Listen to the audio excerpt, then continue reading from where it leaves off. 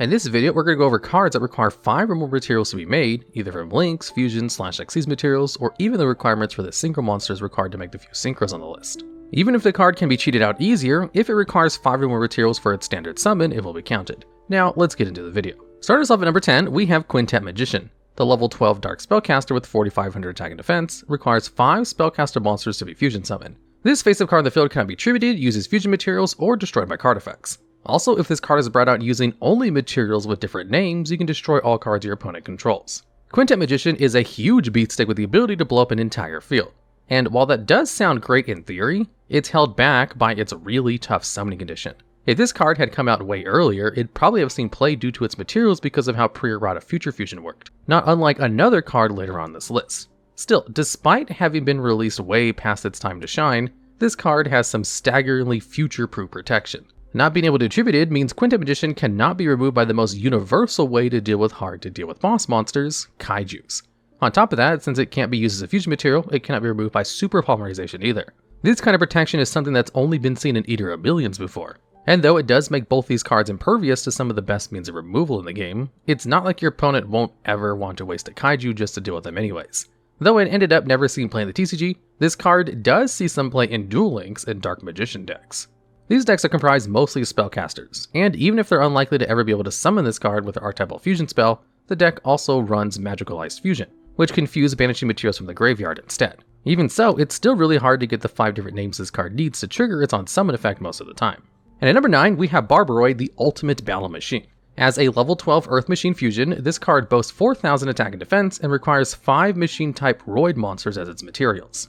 Barbaroid can make a second attack but cannot attack your opponent directly, and when this card attacks the opponent's monster, its effects are negated. Lastly, if this card destroys a monster by battle, your opponent takes 1000 points of damage. Differently from the previous spot on this list, Barbaroid's release was a few months before Future Fusion got banned for the first time, though that broken card being around wasn't nearly enough to make this see any kind of play. The Roid archetype has generally been pretty bad, and it also was lacking in any graveyard effects at the time of its release. Not only that, but if you wanted to just dump a lot of machines at the graveyard, you could just reveal Chimera Tech Over Dragon instead, which would allow you to foolish any number of monsters. Still, it'd be another monster for the very same Cyber Dragon archetype which would make this card playable too. That was Cyber Dragon Nova. Though that card is generally only used as a stepping stone for Cyber Dragon Infinity, which is a negate, it does have a pretty good graveyard effect itself. That is, if Cyber Dragon Nova is sent to the graveyard by opponent's card effect, it lets you special summon any machine monster from your extra deck. This interaction made some players in older formats tech in Barbaroid in their extra deck, because if their opponent held their interaction up until Nova hit the field, they could be punished hard by this huge beater coming out. This card's battle negation effect was even slightly relevant in letting you bypass floating effects such as the Cosmos ships, making it decent in a simplified game state at the very least. And at number 8, we have 5-headed Link Dragon. This is a Link 5 Dark Dragon with 5000 attack, which takes 5 monsters to be made. This monster can only be Link summoned, and if it's summoned using Dark, Earth, Water, Fire, and Wind attributes, you can activate its effect to destroy all of your opponent's cards. Additionally, this monster cannot be destroyed by any monster that has one of these attributes, and it also is unaffected by other card effects. Finally, during your opponent's end phase, you must banish 5 cards from your graveyard face down, or it sends itself to the graveyard. This monster is a retrain of the iconic 5-headed dragon, which saw play in a lot of dragon decks from back in the day. Still, despite its entirely generic materials, this card is really hard to bring out, as you can't even link climb into it because you need 5 materials exactly all at once. Though having an unaffected monster is pretty powerful, with the investment it takes, you could have probably just ended a full board of interactions instead, which wouldn't blow itself up within the next few end phases as well. This card would have had a decent shot at seeing competitive play in the OCG because they still have Galaxy Tomahawk, which can summon it by itself, if its maintenance cost wasn't as steep as it is. Still, this card does have one thing over the other towers you could make, and that, since it cannot be destroyed by battle with dark monsters, it can't be outed by Access Code Talker, one of the most common ways we've had to deal with unaffected boss monsters.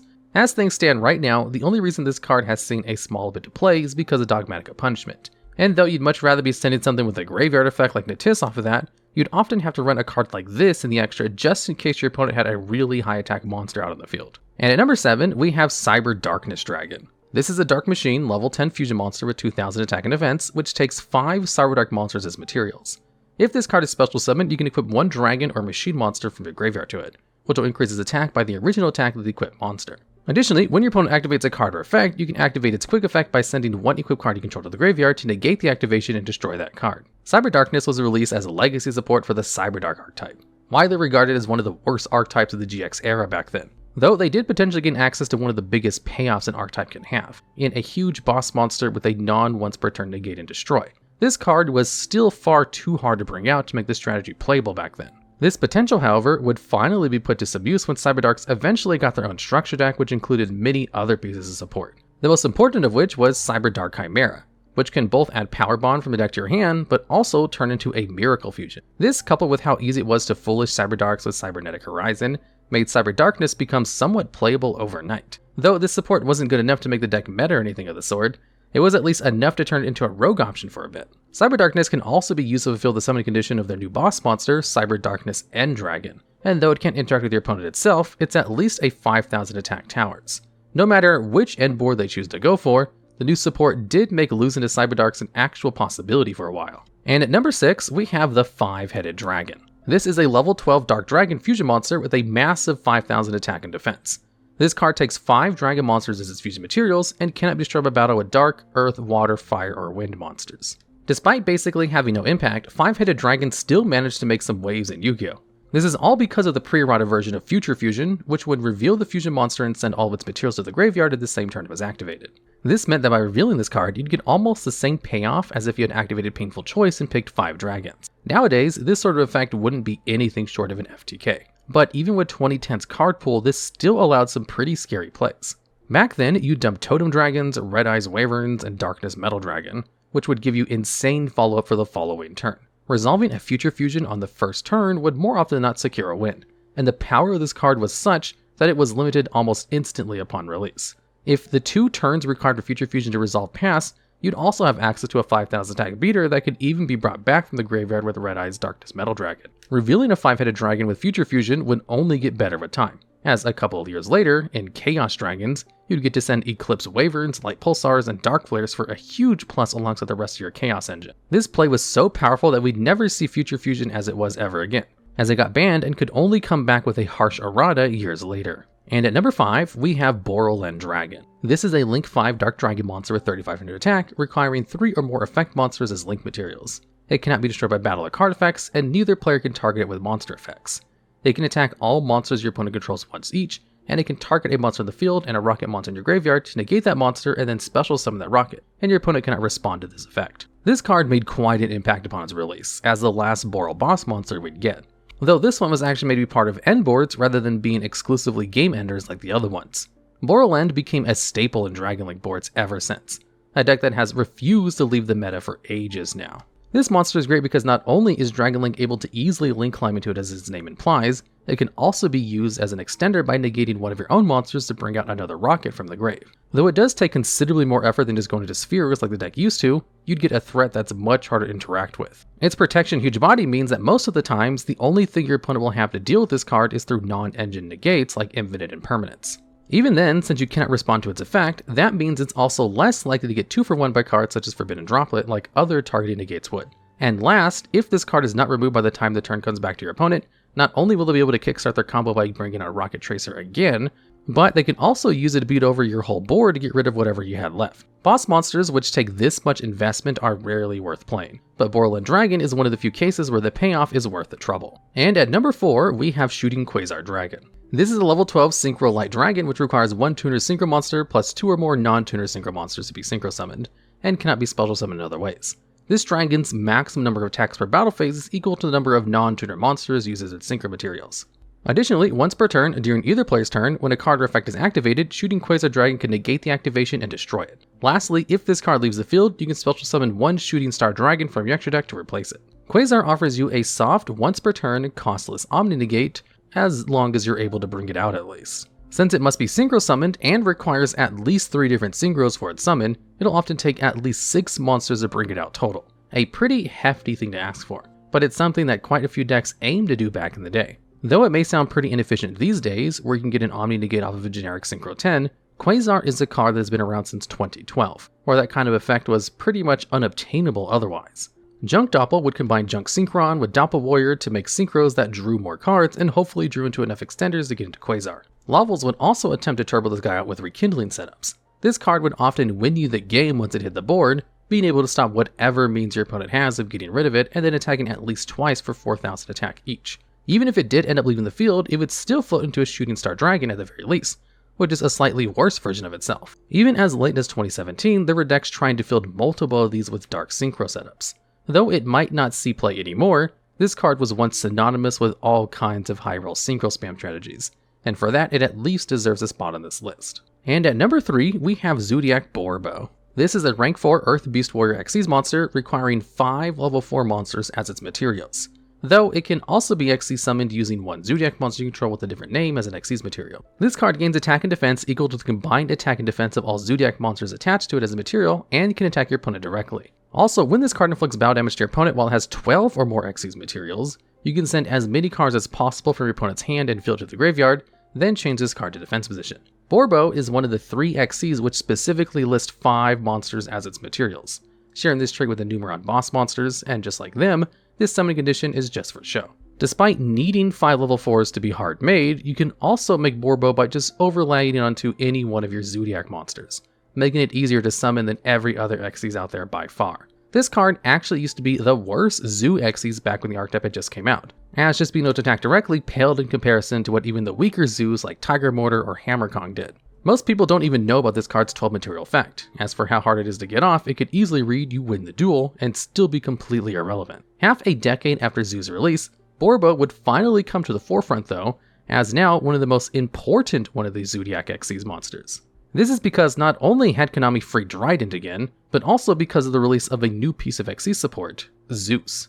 Zeus can overlay on top of any Xyz monster as long as one of them has battled that turn, and it can, as many times as you want per turn, detach 2 materials to send all other cards from the field to the graveyard.